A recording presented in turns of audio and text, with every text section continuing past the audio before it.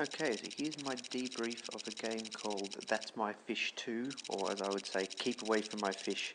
And in 10 minutes, I want to try and talk about 4 things. One is my opening strategy. The second is my opinion about truces. The third thing is strategic versus tactical advantages, and the last one is to do with gifting. And the reason that I'm doing this is I did promise Vesperil that I'd try and explain what on earth I was thinking after we'd had a ridiculously long conversation over a standoff that I'll get to later in the video. So in terms of opening strategy, I'm mainly interested in these factories here. I'm very close up with Vesperil in the red, and I know that I can't really take Fate, or I definitely can't hold it if I'm going to try. So I'm basically sending all my forces north and, well, basically just north to try and capture that bank of factories there. And as a result of a truce with pink, and because I'm getting a lieutenant, I've pulled everything back into a sort of a fast response force. Now, at this point, Vesperil, I think, has done something odd, which is sending not quite enough forces to take any of Pink's bases. So it's possible that he's trying to encourage me to start a war with Pink, but instead I'm just going to take Fate, because it didn't seem like he had enough forces in that area to really cope with it. I lose Lear, but then I take Lear back, and in the meantime I'd been talking to Beige and Light Blue, who are also attacking Vesperil, and although he at one point had the most factories, which was a good enough reason to persuade the other people to join in against him, he is pretty, he gets pretty much ganked by 3 people, which isn't very nice. So back to truces.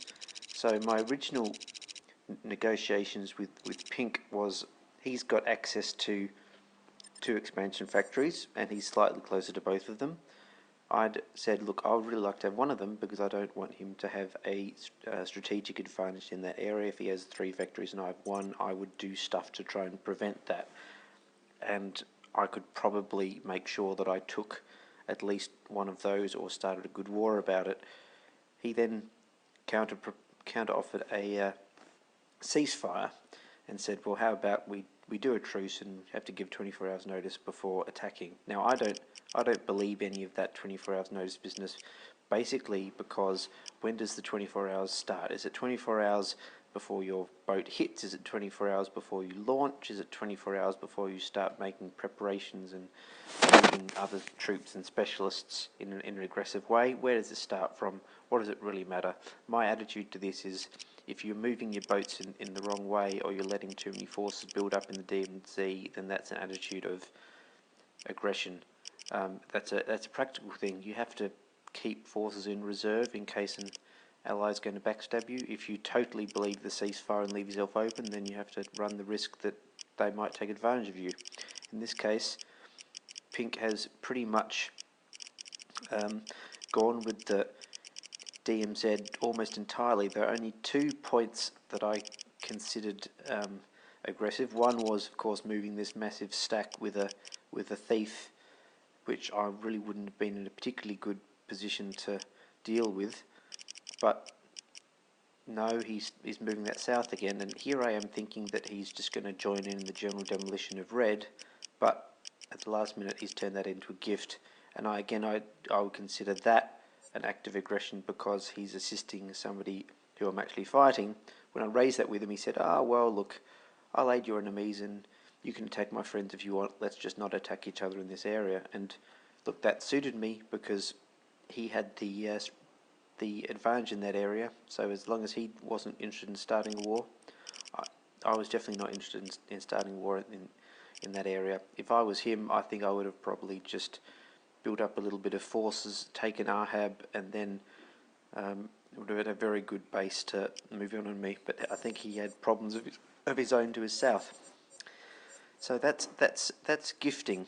In terms of the strategic versus tactical thing, there's only one thing worse than a angry player who's being knocked down to only a few bases with most of his stacks intact, and that's an angry player knocked down to a few bases who's about to get a king. So I knew that I didn't have enough forces close enough to actually capture any of these bases, but I just needed to try and debulk them before he was able to promote his hypnotist or get reinforcements there. Because I had no other enemies, I had plenty of production in reserve, I was just trying to get a reasonably good deal of drillers per drillers before he got his massive king stacks together. And at this point I've launched something that would have been able to eliminate him. So of course he runs away with his lieutenant. I can't chase him, and I would lose if I followed it to Haggai. I'd lose my general.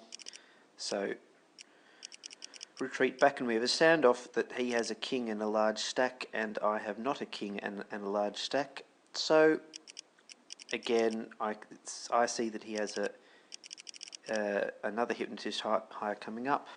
So before that starts, I've launched everything I have at him just to try and debulk him and remove him as a threat, because if there's 200 angry drillers, justifiably angry of course, because I started out by invading him, and 2 kings, if that's sitting there, then that basically reduces the ability of myself and my allies to actually do anything in that region whatsoever.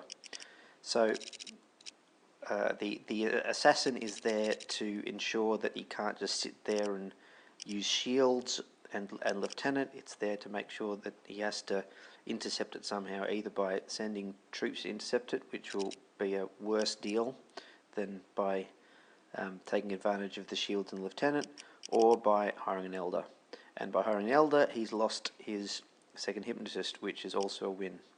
So he's decided to absorb it that way, and is now down to 1 base, not very many men, and that's basically meant that he was not able to raise a particularly damaging force for actually the rest of the game.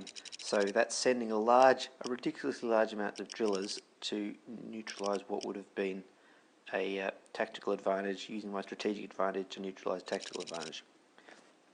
So while this is going on, we have a very detailed conversation, and which ends up on sort of quite good terms as adversaries, about, can you please let me live, essentially. And his offer was, if I gift this sub, then he'll send most of it back, and we both end up better off.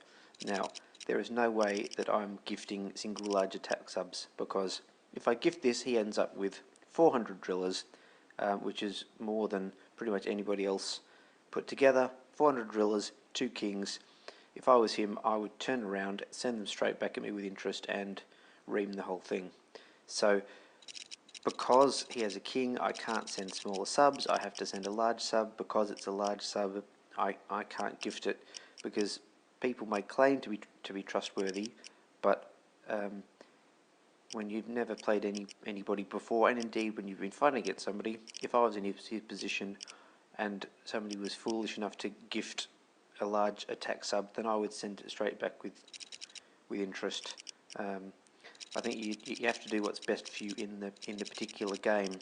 So there might have been situations where I might have been willing to gift it. For example, if he'd partially sent a partial gift back before my sub hit, or if he'd gifted his lieutenant or something else potentially valuable to show that he was sincere.